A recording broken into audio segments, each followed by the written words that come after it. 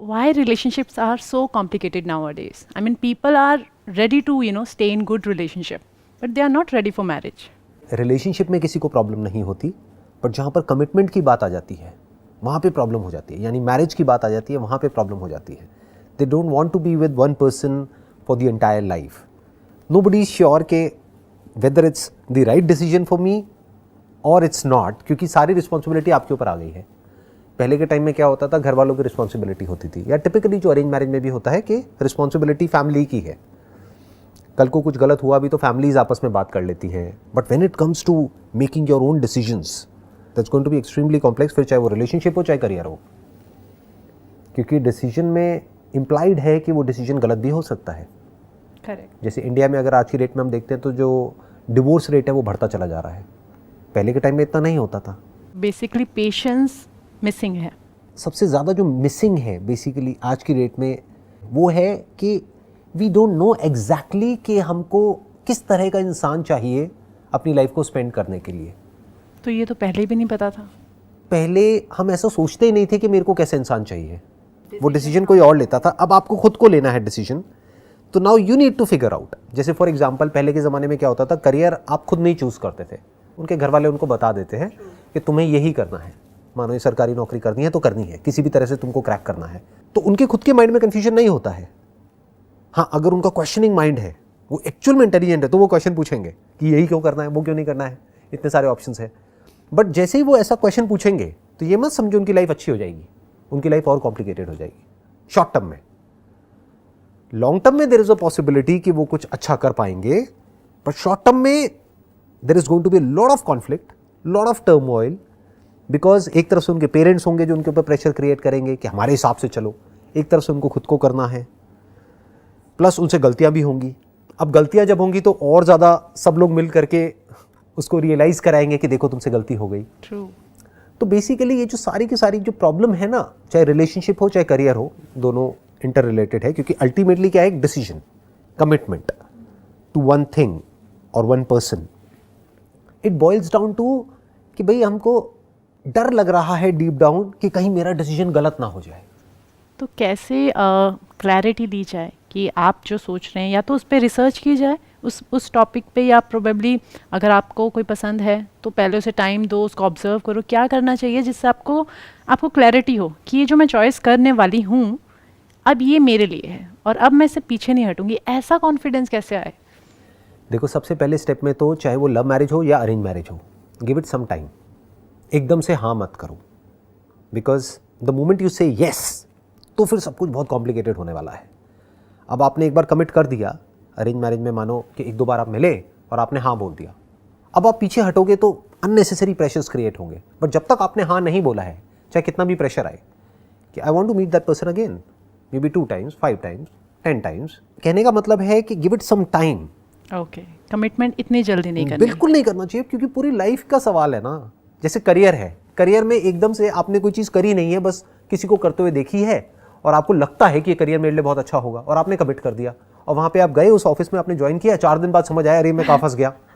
It happens with me. हाँ, ये हुआ ना आपके साथ में, राइट. ऐसा ही रिलेशनशिप में भी होता है कि होता क्या है, हम जल्दीबाजी में कमिट तो कर देते हैं, बाद में हमको लगता है अरे ये कहाँ फंस गई मैं कहाँ फंस गया. ये तो बिल्कुल ही अलग पर्सनैलिटीज़ है. मतलब ऊपर लेवल पे तो डिफरेंसेस रहेंगे, वो तो अच्छा है, बोलते हैं ना अपोजिट्स अट्रैक्ट, तो वो तो अच्छा है. बट जो फंडामेंटल्स हैं वो अलाइंड होने चाहिए. मतलब जो बेसिक वैल्यूज हैं आपकी और सामने वाले पर्सन की, that has to be aligned. Okay. कि आपने अपने लिए डिफाइन किया कि मेरे लिए ये टॉप 5 प्रायोरिटीज हैं इस रिलेशनशिप की, बाकियों पे मेरे को कोई फर्क नहीं पड़ता है, बट ये 5 चीज़ों पे कोई कॉम्प्रोमाइज़ नहीं होना चाहिए. ट्रू.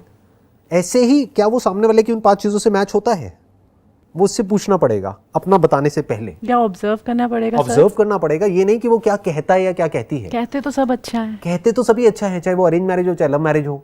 बट ये मत देखो कि वो क्या कह रहे हैं, ये देखो कि वो क्या कर रहे हैं. उनको उन 5 पैरामीटर्स पे एक एक करके टेस्ट करो. फॉर एग्जाम्पल, लुक्स उस टॉप 5 में है या नहीं है. You need to ask yourself. अब मैं किसी को भी जज नहीं कर रहा हूँ. ट्रू. हो सकता है आपके लिए हो सकता है किसी और के लिए ना हो.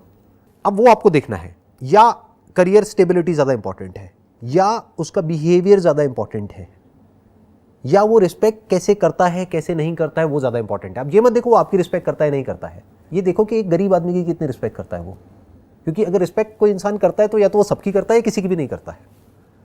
ये देखो उसके थॉट्स अपनी कंपनी के बारे में लेकर के क्या है, अपने बॉस के बारे में क्या है, अपने पेरेंट्स के बारे में क्या है। तो ऐसे आपको देखना है, कुछ 5 चीज़ें पहले तो डिफाइन करनी है, और ये माइंड में नहीं करनी है, लिख करके करनी है। इसको टाइम देना है, क्योंकि इससे इंपॉर्टेंट और कुछ नहीं है। ट्रू। आराम से देखा ठंडे दिमाग से कि ये 5 चीज़ें इसके अंदर है या नहीं है, जिसमें कुछ टाइम लगेगा, कुछ हफ्ते कुछ महीने लगेंगे। Got you. और इतना कुछ महीने तो देना बनता है ना, एक पूरी लाइफ का कमिटमेंट है। True. So my next question is, do you think it's okay to go for inter-religion marriage? I mean, although it's accepted now culturally, and we are very free now to choose our partner, but I can see that still parents are not ready for inter-religion marriage for their own children. वो अपनी जगह पर ठीक है, मैं उनको पूरी तरह से गलत नहीं कहूँगा, क्योंकि कंपैटिबिलिटी जिसकी हम बात कर रहे हैं ना, what is a relationship? It's basically a compatibility between 2 people and their families. Okay. क्योंकि आप अकेले तो एग्जिस्ट करोगे नहीं, आप सबके साथ में ही करोगे ना। We are all social beings, you don't exist as an individual. ये एक मिथ है कि मैं इंडिविजुअली एग्जिस्ट कर सकता हूँ या कर सकती हूँ। अगर इस पूरे प्लेनेट पे आपको अकेले छोड़ दिया जाए तो आप कुछ नहीं कर सकते। You need people to survive, True. You need people to support you, you need people to help you. तो एक टीम की ज़रूरत पड़ती है, लोगों की ज़रूरत पड़ती है, फ्रेंड्स की ज़रूरत पड़ती है, रिलेटिव्स की ज़रूरत पड़ती है। तो बेसिकली क्या होता है, इंटर रिलीजन में आप ये कह सकते हो एक तरह का ग्रुप हो गया, तो वो अपने ग्रुप से आइडेंटिफाइड है, तो वहाँ पर एक दूसरे के साथ में जेलअप करना बहुत आसान हो जाता है, क्योंकि बहुत कुछ कॉमन होता है वहाँ पर डिस्कस करने के लिए। प्लस उन्हें ये पता है कि सिर्फ उनके स्टैंड पॉइंट से नहीं, आपके स्टैंड पॉइंट से भी you will be more comfortable in the kind of environment, जिस तरह के एनवायरनमेंट में आप बड़े हुए हो। एकदम से आपको ले जाके एक अलग एनवायरनमेंट में डाल देंगे तो you will start feeling uncomfortable. तो if you are ready for this discomfort in the short term, क्योंकि नई आदत कोई भी हम चेंज करते हैं ना तो उसमें डिस्कम्फर्ट होता है। फॉर एग्जाम्पल, आप बचपन से ही पहाड़ों में रहे हो, माउंटेन्स पर रहे हो, हिमालय में रहे हो, और बहुत एक ठंडे एटमोसफेयर पर रहे हो। आपको एकदम से ले जा करके रेगिस्तान में शिफ्ट कर दिया जाए जहाँ पर टेम्परेचर बहुत ज़्यादा है, तो क्या होगा? Yeah, it will take some time. तो ये पता होना चाहिए। अगर आप ये सोचते हो कि भाई मैं इंटर रिलीजन मैरिज कर लूँगी और सब कुछ बहुत बढ़िया रहेगा, घर वाले भी खुश रहेंगे, दोनों के घर वालों में क्लैशेस होने के चांसेस हैं, Okay. आपके भी आपस में क्लैशेस होने के चांसेस हैं। जब भी 2 अलग अलग लोग बिल्कुल अलग अलग बैकग्राउंड से, अलग अलग थॉट प्रोसेसेस से, अलग अलग रिलीजन से एक साथ में आएंगे तो फैमिली के लेवल पे भी क्लैशेस होंगे, पर्सनल लेवल पे भी होंगे, सब कुछ होगा। बट ये पहले से क्लियर होना चाहिए कि हमारे लिए जो इंपॉर्टेंट है इस रिलेशनशिप में वो ये 5 चीज़ें हैं, वो 5 चीज़ें तुम में भी है, मुझ में भी है। तो वो जो क्लैशेस आएंगे वो कुछ टाइम तक आएंगे, पहले से पता होना चाहिए, ताकि जब क्लैश आए तो आप एकदम से ये ना हो जाओ कि ये क्या हो रहा है। True. तो आपको पता होगा कि कुछ महीनों तक प्रॉब्लम रहेगी, 2, 4, 6 महीने, मैक्सिमम 1 साल। सब कुछ सेटल होने में टाइम लगेगा। जैसे कुछ आंधी तूफान आएगा तो वो कुछ दिन तो रहेगा, but you must be mentally prepared to face that. If you are ready for it then it's okay. आप दोनों तैयार हो कि प्रॉब्लम्स आएंगी। अगर दोनों बहुत मैच्योर हैं तो क्या ऐसी कंडीशन में इस चीज़ को सोचा जा सकता है या नहीं? सोचा जा सकता है, that's what I am saying, कि मतलब उसमें कोई बुराई नहीं है किसी ऐसे पर्सन के साथ शादी करने में जो कि बिल्कुल ही एक अलग बैकग्राउंड से आ रहा है। आप तो रिलीजन की बात कर रहे हैं, I am talking even about nationality for that matter, कि आप इंडियन हैं और कोई है जो मान लो अफ्रीकन है या यूएस से है या यूके से है या कहीं और से है, तो एक तरह से 2 अलग अलग कल्चर्स हो गए ना। True. तो you can even get married to that person, बशर्ते If you are ready to if accept. you are ready to face the challenges that you are going to face in the short term and even in the long term, आपको ये ready होना पड़ेगा। बिल्कुल ऐसा है जैसे आप gym join करते हैं नया नया, तो आपको पता है कि जो शुरू के कुछ महीने हैं वो बहुत मुश्किल होने वाली है, बहुत पेन होने वाला है, तो you have to go through that pain. तो if you are mentally ready for it तब तो आप जिम में टिकोगे, नहीं तो जिम को छोड़ दोगे 4 दिन में, जैसे 99% लोग छोड़ देते हैं। तो ऐसे ही अगर रिलेशनशिप में आप बहुत ज़्यादा मेंटली प्रिपेयर्ड हो, आप दोनों ही, कि अब जो भी होगा we will overcome it no matter what, इस अनरियलिस्टिक एक्सपेक्टेशन के साथ में अंदर नहीं जाना है कि नहीं नहीं सब कुछ बहुत अच्छा हो जाएगा। हम एक अनरियलिस्टिक एक्सपेक्टेशन के साथ एक रिलेशनशिप में चले जाते हैं कि हमको एक दूसरे से प्यार है, जबकि इस वर्ड को हमने कभी फिगर आउट नहीं किया व्हाट दिस लव इज। जिसको हम लव कहते हैं वो कुछ नहीं है, वो कुछ टाइम का एक अट्रैक्शन होता है इन मेजॉरिटी ऑफ द केसेस, कि एक दूसरे के एट्रीब्यूट्स की तरफ अट्रैक्टेड हैं। जब रियलिटी सामने आती है तो लव वव सब मिट्टी हो जाता है। So sir, tell us more about, I heard people say few people are in love with God, and people are love in person also, right? So what is the difference between love with God and love with a person, except this physical intimacy? What is the difference? जो love for God है ना, ये अपने आप में एक बड़ा ही abstract concept है. क्यों? क्योंकि व्हाट इज गॉड? गॉड को कभी आपने एक्सपीरियंस तो किया नहीं है. तो गॉड मतलब क्या? एक थॉट है, एक आइडिया है, एक बिलीफ है जो आपके माइंड में है, एक इमेज है. तो if you are saying I am in love with God, तो ultimately what you are saying is I am in love with my idea of God. तो you are in love with your own belief, your own idea. You are not in love with God, क्योंकि God से अगर आप जाकर के पूछोगे कि are you in love with me, वो कहेंगे आप कौन हो. तो you are in love with your own imagination, which is okay, because it gives you kind of a psychological security, जो कुछ लोगों के लिए बहुत जरूरी होती है. कि इस लोनली वर्ल्ड में at times we need something to hold on to. जब सब कुछ छूट रहा होता है, जब बाहर सब कुछ तहस नहस हो रहा होता है, तो we need something to hold on to. जैसे कोई इंसान है, वो भूतों से बहुत डरता है, तो उसको एक ताबीज़ दे दिया जाता है कि ये पहन ले तो कोई भूत तेरा कुछ नहीं बिगाड़ेगा. तो वो ताबीज़ काम करता है. किस लेवल पे करता है? साइकोलॉजिकल लेवल पे करता है. एक्चुअल में कोई भूत से नहीं बचाता है उसको, क्योंकि भूत है ही नहीं, तो भूत से बचाएगा क्या. ऐसे ही ये जो साइकोलॉजिकल बिलीफ सिस्टम होता है, ये हमको बचाता है, एक कंफर्ट देता है. आपको ये होता है आई am in love with God. What does that mean? कि चाहे कुछ भी होगा मेरे साथ, बुरे से बुरा, भगवान मेरे साथ कुछ बुरा नहीं कर सकता है. तो आपको एक पॉजिटिव अप्रोच मिल रही है लाइफ में. या फिर मे बी आपके आगे कोई आइडल है, किसी मंदिर में आप गए, वहाँ पर जा करके आपने हाथ जोड़े, अपना सर झुकाया, and you just let go कि भगवान अब मेरे से नहीं हो रहा, तू संभाल ले. तो that's basically entering into a state of gratitude and compassion and love. What is love? Love is to be one with the whole. In that moment you are one with the whole, you are one with the universe. क्योंकि आपका मैं बीच में से हट गया है जब आपने सरेंडर कर दिया है. आपने भगवान के आगे जाकर के सर झुकाया और आपने अपने आप को सरेंडर कर दिया. जो आपका थॉट है, जो बहुत ही फ्रेगमेंटेड है, जो बहुत ही लिमिटेड है, उससे आपने अपना कंट्रोल छोड़ दिया. तो अब आपकी नेचर की इंटेलिजेंस आपके थ्रू ऑपरेट कर रही है उस मोमेंट में. फ्री कर दिया अपने आप को. वही तो करना होता है. जैसे कोई बीमारी है, उससे हील कैसे होते हैं? जानवरों के अंदर ये इंटेलिजेंस फीडेड है. जानवर क्या करते हैं? जैसे ही कोई बीमारी होती है, वो अपने आप को सरेंडर कर देते हैं. वो खाना पीना छोड़ देते हैं, जा करके लेट जाते हैं.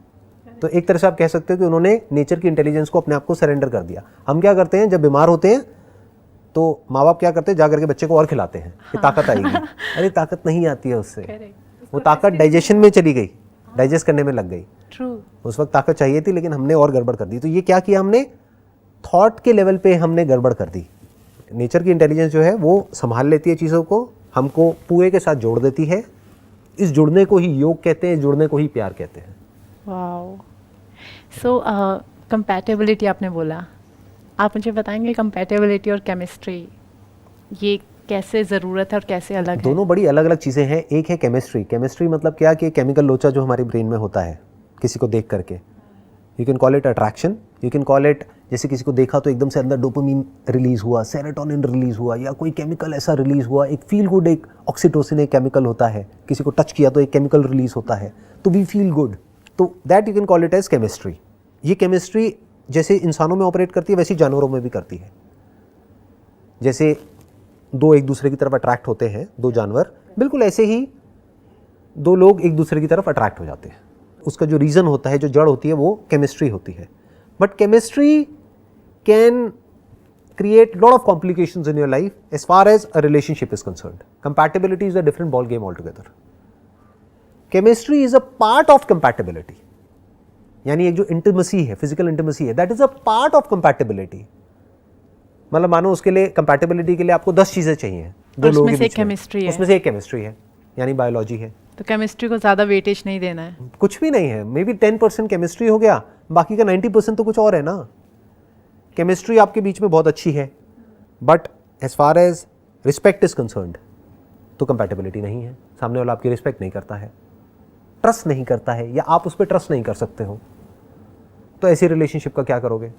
ऐसी केमिस्ट्री का क्या करोगे? ये तो और कॉम्प्लिकेटेड हो जाएगी. अब आप क्या करोगे? किसी और के साथ रिलेशनशिप में जाओगे तो इस केमिस्ट्री को उस केमिस्ट्री के साथ कंपेयर करने लग जाओगे. And this is bad. This is really bad. इसको ना क्वांटम फिजिक्स की फील्ड में बोला जाता है, क्वांटम मैकेनिक्स में, what ever is not forbidden is mandatory, is compulsory. यानी क्या कि मान लो पास्ट में आपका किसी के साथ में कोई ऐसा रिलेशनशिप रहा है जहाँ पे केमिस्ट्री पॉइंट ऑफ व्यू से, physical intimacy point of view से बहुत अच्छा था। अब उसको आप भुला तो सकते नहीं, वो मेमोरी में फीडेड है। True. अब आप किसी पर्सन के साथ में गए, कमिट कर लिया, शादी कर ली, बट अब आप उसको बार बार कंपेयर कर रहे हो, तो एक तो आपकी ये रिलेशनशिप खराब हो रही है, प्लस अब there is a strong possibility अब आप यहाँ से हटोगे और अट्रैक्ट हो रहे हो आप उसकी तरफ, जहाँ पर आपको सिर्फ केमिस्ट्री वाइज कंपैटिबिलिटी है, बाकी जो 9 चीज़ें हैं वो सब बेकार है। तो अब ना आप यहाँ के रहे ना वहाँ के रहे, और खुद के तो रहे नहीं। खुद का कैसे रहोगे? Now you are like stuck ना, अब आप बीच में फंस गए, अब आप ना यहाँ हो ना वहाँ हो। तो बेसिकली अब इस सब से कैसे बचा जाए, आपको समझना होगा किस चीज़ की इंपॉर्टेंस कितनी है लाइफ में। जिसकी जितनी है उससे ज़्यादा दे दी तो फंस जाओगे। मैंने आपके एक लेक्चर में आपके एक सेशन में सुना था, जब आप शादी कर लेते हो तो वही सब कुछ नहीं होता है, वो एक रोल है आपका, आपकी लाइफ उससे बहुत बढ़कर है। आप सब कुछ 100% मत सोचो अब यही सब कुछ है, ये नहीं रहा तो कुछ नहीं रहा। राइट। और वो वर्ड्स बहुत पहले सुने थे, 4-5 साल पहले।